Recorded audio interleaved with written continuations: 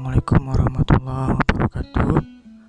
Perkenalkan, saya Rehan Abdurrahman An-Nafis dari kelompok 3 Bahasa Indonesia, yaitu tentang kaidah kalimat dan kaidah paragraf. Baiklah, untuk materi yang pertama yaitu saya sendiri akan menjelaskan tentang apa itu pengertian kalimat dan jenis-jenis kalimat. Yang pertama, pengertian kalimat. Kalimat adalah suatu bahasa yang mengandung pikiran lengkap. Sebuah kalimat paling kurang mengandung subjek dan predikat. Adapun kalimat itu berbentuk lisan dan berbentuk tulisan. Kalimat berbentuk lisan itu seperti yang saya sedang lakukan, yaitu berbicara. Dan bentuk tulisan itu adalah kalimat yang diawali dengan huruf kapital dan diakhiri dengan tanda, yaitu tanda titik, tanda seru ataupun tanda tanya. Adapun kalimat menurut Susilo ataupun buku dari Dikbud, yaitu suatu bahasa terkecil, satuan bahasa terkecil dalam wujud lisan atau tulis yang mengungkapkan pikiran yang utuh. Dalam wujud lisan, tuturan atau dalam bentuk tulis diucapkan dengan nada naik turun, keras lembut, disela, dijeda, dan diakhiri dengan intonasi. Jadi seperti ini contoh kalimat berbentuk lisan itu. Contohnya seperti kita bertanya ataupun menyuruh. Contohnya, tolong ambilkan buku di perpustakaan. Nah, itu contoh kalimat lisan, yaitu kalimat untuk menyuruh. Dan contoh lainnya itu ketika kita bertanya, siapa namamu? Nah, itu adalah contoh kalimat bertanya. Dan terus yang selanjutnya, kalimat contoh kalimat menurut Susilo, yaitu Susilo mengemukakan 5 ciri kalimat bahasa Indonesia. Ciri tersebut ialah bermakna, bersistem urutan frase, dapat berdiri sendiri dalam hubungannya dengan kalimat yang lain, berjeda dan berhenti dengan berakhirnya intonasi. Oke, untuk yang selanjutnya adalah kalimat majemuk. Kalimat majemuk ini terdiri atau bisa terbuat dari 2 pola kalimat atau lebih. Dan kalimat majemuk ini terdiri dari induk kalimat dan anak kalimat dan juga konjungsi.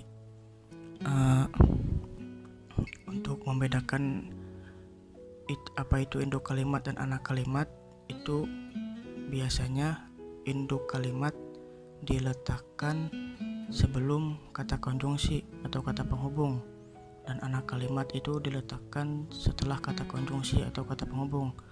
Kata konjungsi atau kata penghubung itu seperti contohnya dan, lalu, kemudian, dan juga lainnya. Contoh kalimat majemuk seperti Andi datang, lalu dia duduk di sebelahku. Nah, induk kalimatnya itu Andi datang.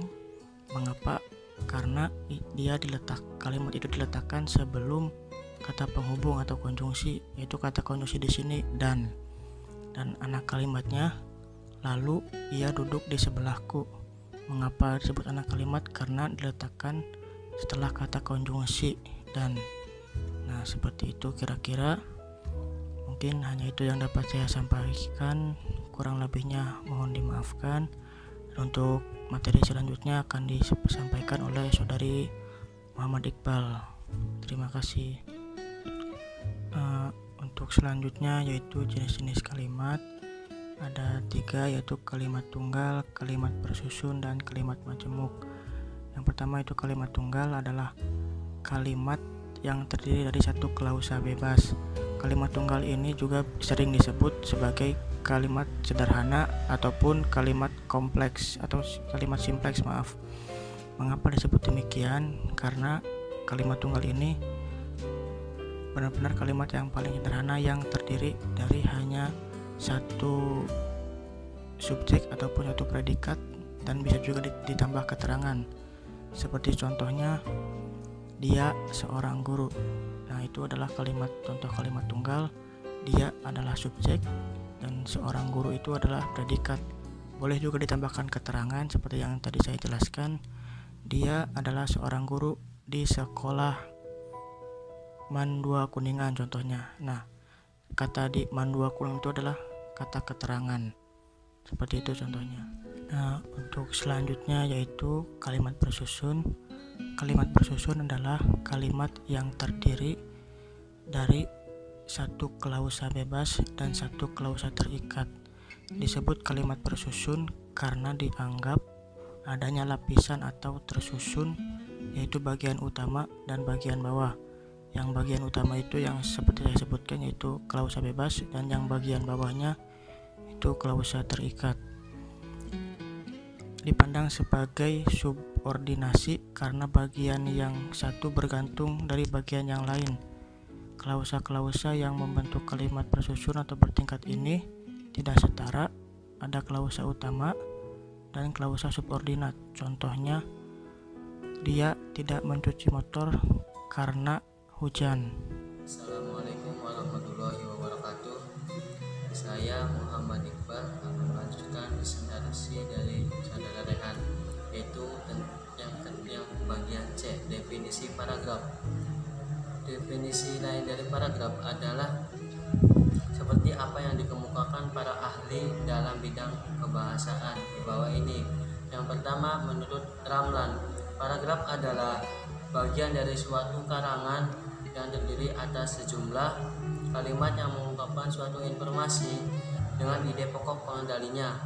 Yang kedua, menurut Wiyanto, paragraf merupakan sekelompok kalimat yang saling berhubungan dan sama-sama menjelaskan suatu unit pokok pikiran.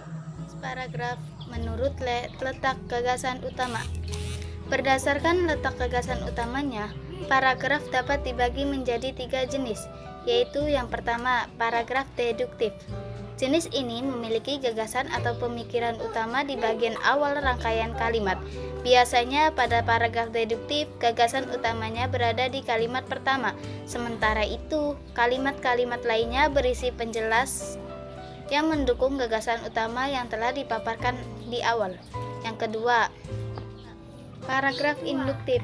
Berkebalikan dengan yang sebelumnya, gagasan utama pada jenis paragraf induktif baru bisa ditemukan di bagian akhir dari rangkaian kalimat dan lebih sering berada di kalimat terakhir. Gagasan utama di akhir ini bersifat menyimpulkan inti dari kalimat-kalimat penjelas yang berada di kalimat sebelumnya. Yang ketiga, paragraf campuran. Yang dimaksud paragraf campuran adalah gabungan gagasan utama yang berada di awal dan akhir rangkaian kalimat. Gagasan ini, kalimat awal biasanya berupa inti pikiran dari di kalimat awal biasanya berupa inti pikiran dari paragraf tersebut. Sementara itu, di bagian akhir kembali ditekankan mengenai gagasan utama dengan kalimat yang mungkin saja berada dari kalimat gagasan utama di awal. Jenis paragraf menurut tujuan.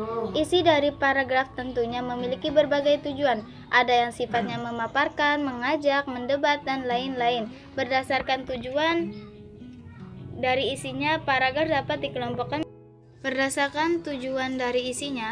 dapat dikelompokkan menjadi 5 jenis. Yang pertama, paragraf narasi. Isi dari jenis paragraf ini bersifat menceritakan sesuatu hal secara kronologis. Untuk yang bersifat naratif, tiap kalimatnya disusun secara runtut sehingga memudahkan pembaca membayangkan kejadian atau peristiwa yang tengah diceritakan.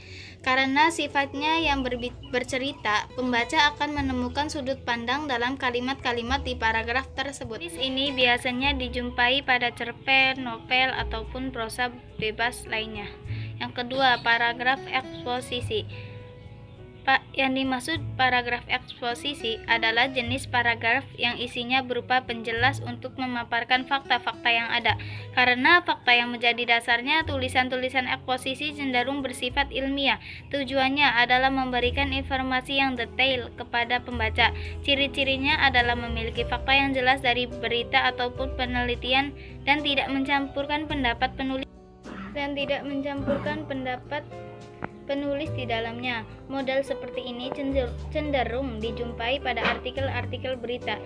Yang ketiga, paragraf argumentasi. Jenis paragraf yang bertujuan memberikan pandangan kepada para pembaca ini tidak hanya menyajikan fakta ataupun isu permasalahan dalam isinya, namun juga memberikan pendapat dari sang penulis. Jadi, data maupun fakta hanyalah pelengkap dari opini sang penulis. Pada jenis paragraf argumentasi akan dijumpai kesimpulan tersebut cenderung diletakkan di akhir paragraf. Yang keempat, paragraf persuasi atau persuasif. Hampir sama dengan paragraf argumentasi, paragraf persuasi biasanya menampilkan pendapat-pendapat dari sang penulis terhadap suatu berita atau isu tertentu. Perbedaannya, kalimat-kalimat yang isinya bertujuan memengaruhi pembaca ini yang cenderung mengandung kata membujuk, mengajak, merayu, atau menghimbau, seperti ayo dan mari. Kata dan gaya bahasa yang digunakan pun dipilih yang semenarik mungkin untuk semakin meyakinkan pembaca atas ajakan tersebut. Yang kelima, paragraf deskripsi. Jenis paragraf yang satu ini bertujuan membuat pembaca dapat merasakan ataupun membayangkan hal yang dideskripsikan secara jelas dan nyata, seolah-olah pembaca dapat melihat, mendengar, ataupun mencacap objek yang dijelaskan tersebut. Karena itulah isinya merupakan gambar lengkap dari sebuah objek yang disusun dalam kalimat-kalimat. Mungkin cukup sekian dari kami, kurang lebihnya mohon maaf. Wassalamualaikum warahmatullahi wabarakatuh.